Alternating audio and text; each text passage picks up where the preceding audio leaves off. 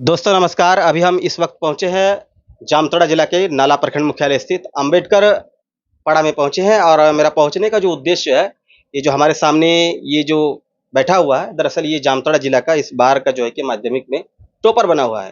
तो इससे हम जानेंगे, जब वो स्टडी करते थे, कैसे क्या कुछ करते थे, कितना समय तक अध्ययन करते थे और कितना प्रतिशत भी लाए, ये भी हम आपको बताएंगे। 97% ना, 97% जो है कि ये जो है कि मार्क प्राप्त किए हैं। तो आपका नाम हर्ष डोकानिया है? हाँ, हर्ष कुमार डोकानिया। हर्ष कुमार डोकानिया। पिताजी का क्या नाम है? मुकेश कुमार। मुकेश कुमार। पिताजी करते क्या है? पिताजी का दुकान है कपड़े का। कपड़े का दुकान है।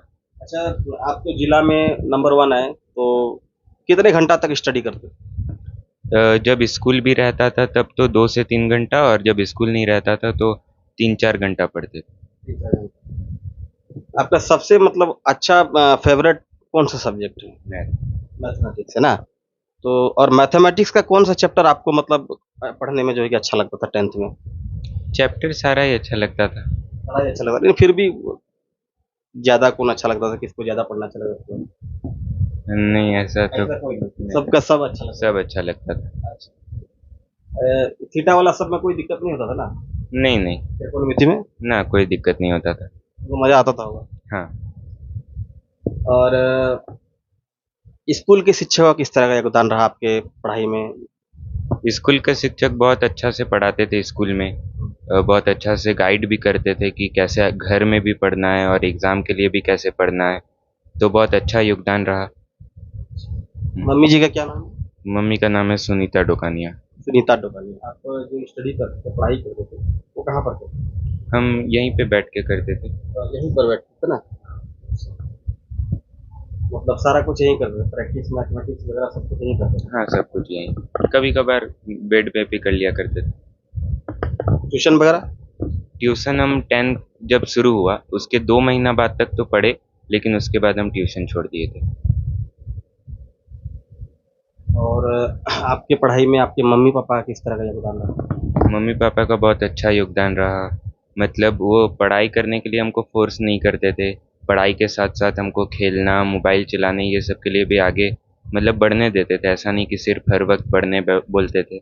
ऐसा कुछ फोर्स नहीं था, तो बहुत अच्छा लगता था। माइंड में ज़्यादा प्रेशर नहीं पड़ता था, जिसके कारण जब भी पढ़ते थे तो अच्छा से पढ़ पाते थे। टेंशन आपके दिमाग में किसी प्रकार का नहीं था, मम्मी पापा की ओर से किसी प्रकार का प्रेशर दबाव नहीं था और खुले माइंड में आप पढ़ते थे। हाँ, खुले माइंड में।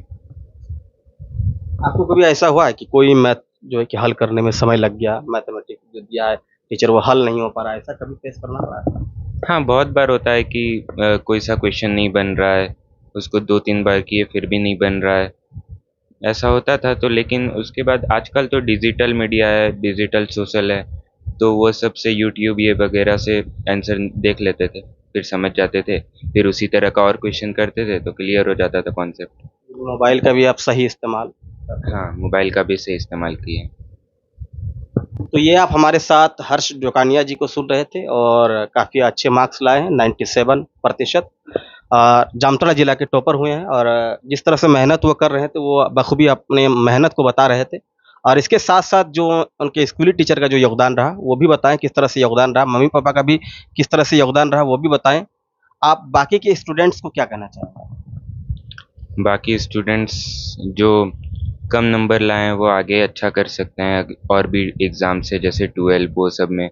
और जो अच्छा नंबर लाए हैं वो इसी तरह और मेहनत करके ऐसे ही आगे भी अच्छा नंबर ला सकते हैं।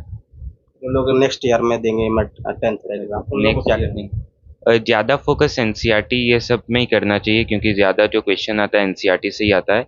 और एग्ज़ाम पॉइंट ऑफ व्यू के लिए अगर देखा जाएगा तो पीवाईक्यू जो प्रीवियस ईयर क्वेश्चन रहता है उसको अच्छा से एनालाइज करके पढ़ना चाहिए, क्योंकि जो क्वेश्चंस रहता है लगभग 80% रिपीटेड ही रहता है।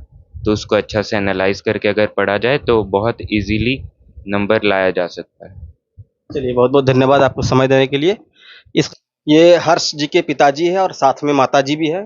हम जानने की कोशिश करेंगे हर्ष जी का स्वभाव किस तरह का रहा है बचपन से लेकर के अभी तक का।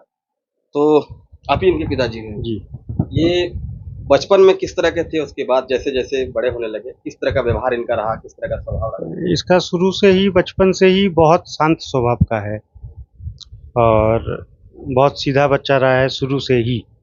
हाँ, बहुत शांत।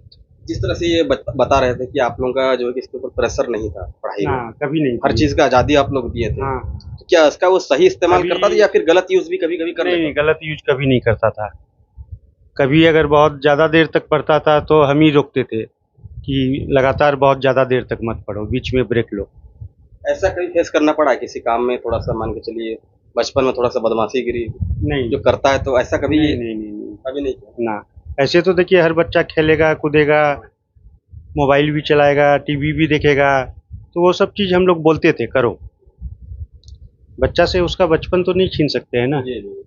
आपसे जो 2 टूक जानना चाहेंगे क्योंकि आप माताजी हैं, सबसे ज़्यादा जो है कि एक बच्चे को डेवलप करने में जो कठिनाई कहिए या वो फेस माताजी को ही करना पड़ता है क्योंकि पिता अक्सर जो है कि काम में व्यस्त रहते हैं, अपने-अपने काम में, लेकिन एक माता का बहुत बड़ा रोल रहता है, एक बच्चे को तैयार करने में। तो ऐसा कभी आपको लगा कि ये किसी काम को हम कह रहे हैं लेकिन ये सुन नहीं रहा है, बहुत दिक्कत उस तरह का कभी नहीं, नहीं हुआ ना? नहीं। पढ़ाई-वढ़ाई में मतलब कैसे अपने से पढ़ने बैठ जाते थे या आप लोग बोलते थे कि ना पढ़ने बैठ जाता था। पढ़ने बैठ जाते थे? हुँ। चलिए बहुत-बहुत इस खबर के विषय में आप लोग क्या कुछ सोचते हैं और इसके साथ-साथ है कि जामताड़ा जिला के किस प्रखंड या पंचायत से आप हमारी यह वीडियो देख रहे हैं कमेंट सेक्शन में ज़रूर बताएं। साथ ही वीडियो अगर आपको पसंद आए तो शेयर लाइक ज़रूर करें। कैमरा पर्सन इरफान खान के साथ निज़ाम खान की रिपोर्ट। धन्यवाद।